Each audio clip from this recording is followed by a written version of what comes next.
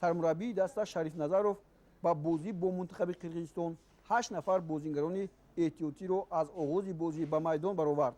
танҳо Аслиддин Ҳабибуллоев, Иброҳим Рабимов ва Ҷомихон Муҳиддинов ба ин ансамбл ҳамроҳ шуданд. бозӣ дар майдон баробар буд.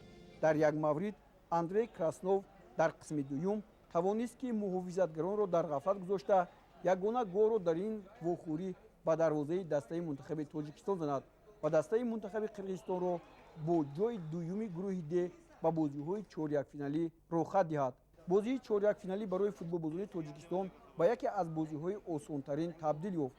дар дақиқаи дуюм Иброҳим Рабимов баъди зарбаи Одил Эргашев аз кунҷи майдон бо зарбаи сар ҳисобро кушод.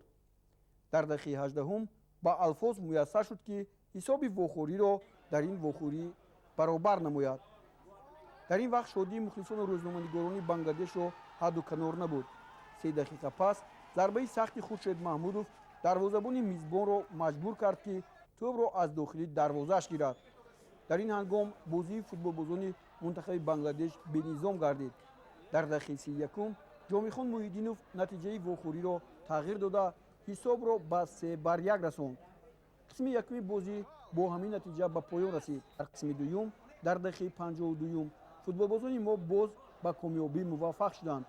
Нӯмон Ҳакимов голи навбатии дастаи моро ба дарвозаи соҳибони майдон мизбонон равон кард.